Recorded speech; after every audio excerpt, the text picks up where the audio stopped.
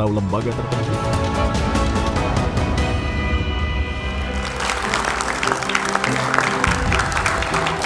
Oke, Mas Bambang Rukminto, ini ada apa dengan kepolisian ya? Pernah ada heboh kasus Verdi Sambo, selesai. Kemudian ada kasus Teddy Minahasa. Belakangan agak beruntun, ya apakah itu anggota, apakah oknum, polisi nembak siswa. Ada apa yang terjadi di kepolisian? Ya, saya melihat bahwa fenomena-fenomena yang sekarang terjadi ini adalah dampak sistemik ya dari sistem di kepolisian yang masih lemah untuk menjaga integritas maupun moral anggota seperti itu. Makanya kemudian muncul kasus-kasus yang seperti disebutkan Mas Budiman tadi, dan terakumulasi juga dengan munculnya istilah partai coklat itu kalau kita gandengkan lagi dengan fenomena yang sekarang terjadi terkait dengan pilkada misalnya seperti itu. Makanya ini menjadi keprihatinan kita semuanya. Makanya terkait dengan itu, apa sih yang sebenarnya terjadi di kepolisian? Saya melihat itu lemahnya leadership, saya lihat. Lemahnya leadership? Iya, tidak ada ketegasan di kepemimpinan kepolisian saat ini sehingga muncul banyak kasus. Salah satu contoh di Solok ini. Di Solok ini yang terjadi antara korban yang meninggal maupun yang menembak ini adalah sama-sama korban dari sistem tadi gitu. Kalau yang menembak seorang kabak op ini kan di level 2 di bawah Kapolres, di bawah Kapolres yang mengerti tentang operasional di Polres. Jadi artinya selama ini dia mengetahui bagaimana penanganan tambang ilegal, misalnya seperti itu. Ketika salah satu yang kawannya diambil, marahlah dia gitu loh. Mengapa dia marah? Bisa jadi ada setoran-setoran ke atas yang sudah menjadi rahasia umum di masyarakat terkait adanya setoran-setoran ke atas seperti itu. Makanya kalau tidak ada konsistensi dan ketegasan dari elit di kepolisian, kasus-kasus ini akan terus terjadi dan akan semakin marak. Dan kemudian pasca Solo ini kan juga kita melihat bagaimana di Semarang salah satu adik kita menjadi korban penembakan oknum kepolisian yang kemudian disampaikan ke masyarakat ternyata juga salah gitu loh. Mereka dianggap sebagai geng, anak nakal, ternyata tidak. Ini kan menyedihkan sekali. Jadi artinya ada problem sistemis di kepolisian. Mas Hendarsam, sebagai advokat, apa yang Anda lihat dengan kejadian beruntun di tubuh kepolisian? Jadi sebenarnya gini, jadi memang ini tidak bisa kita lepaskan dari masalah arus informasi yang begitu direct sekarang ya. Arus informasi, Yang artinya setiap ada kejadian itu bisa langsung terpublish dan viral seperti itu. Jadi memang bukan problem yang baru sebenarnya. Jadi secara kuantiti memang itu sudah banyak. Tapi saya sebagai seorang advokat ya, melihatnya dari sisi saya sebagai seorang advokat. Sebenarnya ya kan, dari saya berpraktik kurang lebih 22 tahun yang lalu ya kan, dari sisi itu sudah banyak sekali perbaikan ya. Sudah banyak sekali perbaikan sebenarnya ya. Artinya gini, untuk kasus-kasus yang umum ya, saya tidak bicara yang politis ya. Kasus-kasus yang umum itu polisi itu memang sudah bekerja itu based on fakta, bukti dan alat bukti yang lain seperti itu. Sebenarnya itu kan, tapi masalahnya ini yang saya mungkin sarankan, fungsi daripada pengawasan itu yang penting sekali ya. Siapa yang ngawasi? Kompolnas, Kabiro Wasidik.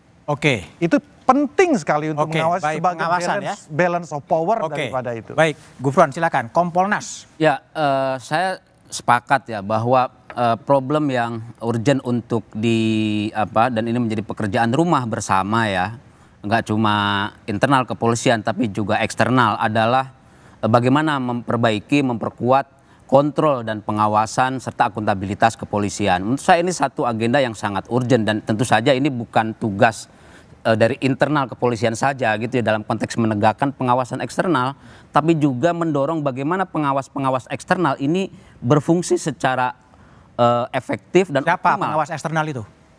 Pengawas eksternal ini kan banyak. Pertama tentu saja pengawasan politik ya. Ini kan ada Komisi 3 DPR RI.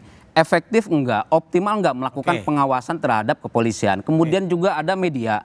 ya. Teman-teman media melalui pemberitaan itu juga bagian dari pengawasan publik. Kemudian juga masyarakat sipil, termasuk juga Kompolnas yang menjalankan fungsi pengawasan eksternal. Nah, jadi memang ini menjadi menurut saya ini satu agenda yang sekarang sebenarnya lebih urgent untuk didorong, diperbaiki, dibenahi, diperkuat gitu ya. Ketimbang misalnya kita mendiskusikan satu isu yang sebenarnya misalnya soal kedudukan gitu ya. Yang sebenarnya ini bukan persoalan yang urgent hari ini gitu ya untuk diselesaikan. Tadi penguatan kontrol, pengawasan, akuntabilitas itu saya kira yang penting untuk didorong sekarang. Bu Radi, jadi ada kontrol DPR ya. Komisi 3 kan hebat tuh, Kapolres Semarang diundang, ya kan? Julius Setiarso ketika ngomong di TikTok malah disanksi oleh MKD. Apa yang terjadi sebetulnya ini? Ya, jadi kalau bicara soal pengawasan memang kalau kita mau agak progres ya, katakanlah misalnya Kompolnas jangan sebatas memberikan rekomendasi ke presiden, tapi juga punya kewenangan misalnya untuk merekomendasi untuk pergantian. Pergantian apa? Kapolres, Kapolda, bahkan Kapolri. Itu terjadi di banyak negara. Saya ambil contoh paling dekat saja Filipina. Filipina itu bahkan dia bisa merekomendasikan langsung. Dan kemudian dalam prosesnya dia tidak perlu kemudian persetujuan pimpinan Polri, bisa kemudian diajukan dan diganti. Itu artinya poin pertama itu. Yang kedua, tadi soal Komisi 3. Saya termasuk yang agak bingung sebenarnya. Bingung karena harusnya setiap proses itu yang dipanggil bukan langsung Kapolda atau Kapolres bersangkutan. Karena mereka adalah di bawah pembinaan, di bawah kendali dari Kapolri. Harusnya Kapolri yang dipanggil. Saya udah 3 kali nih ya kasus Sumatera Barat, Afif. NTT, sama kemudian terakhir Semarang. Yang saya bingung sebenarnya kenapa Komisi 3 mau? Harusnya itu yang kemudian dilakukan oleh Komisi 3 adalah memanggil Kapolri. Tadi Mas Bambang sampaikan bahwa ada problem leadership yang saya kira perlu ditegaskan. Kenapa? Karena posisi penting Kapolri itu adalah mitranya dari Komisi 3. Kalau kemudian yang datang adalah Kapolda, kemudian Kapolres bahkan, buat saya itu mendowngrade Komisi 3 sendiri. Artinya apa? Konteks pengawasannya menjadi tidak lagi relevan. Kenapa? Karena dalam pengawasan ada 4, Mas. Ada yang namanya kalau di internal itu ada Ankum, ada kemudian misalnya ada Irwasda, ada kemudian Profpaun. Yang di luar misalnya, kita di luar ada Komisi 3. Kemudian juga ada misalnya Kompolnas. Ada juga yang paling penting tadi Mas Adian sampai Adian tadi, ada orang luar eksternal, ada IPW dan sebagainya. Jadi kalau kemudian sekarang orang kemudian merame mempermasalahkan kasus Semarang, mempermasalahkan kasus Padang gitu, tanpa kemudian menanyakan secara substansi ke Kapolri, saya kira agak tidak elok ya. Kenapa? Karena proses politiknya harus nyambung. Yang dituntut Adian itu adalah polisi dan politik itu harus konteksnya berdiri sama tinggi. Ya, bukan kemudian malah seolah-olah kalau saya jadi Kapolri saya juga tersinggung sebenarnya. Kenapa yang dipanggil Kapolres? Saya nih bapaknya gitu kan. Saya nih pembinanya atau saya ini adalah pimpinannya. Harus itu yang pertama itu, Pak. Yang kedua saya kira perlu juga kita sama-sama bilang bahwa Polri ini sudah baik. Nah, problem kemudian yang disampaikan Mas Bambang, teman-teman, bahwa ada banyak kasus itu lebih kepada soal tadi, bukan cuma pengawasan, tapi juga pembinaan. Katakan misalnya gini, penggunaan Senpi misalnya. Senjata api. Sudah ada ini kok, perpolnya kok.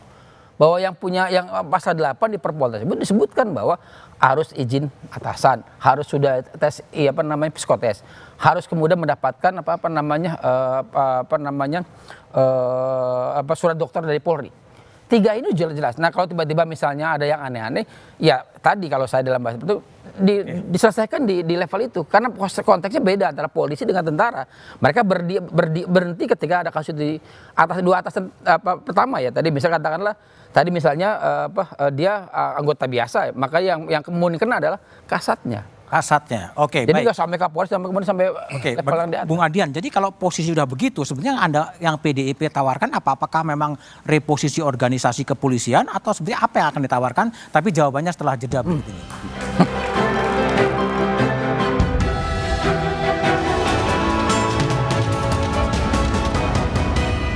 PDIP Perjuangan menyebut ada temuan kecurangan pemilu dan keterlibatan polisi dalam Pilkada serentak 2024. Indikasi politisasi dan kelebihan kewenangan polisi memantik wacana agar institusi Polri ditempatkan di bawah Kementerian Dalam Negeri.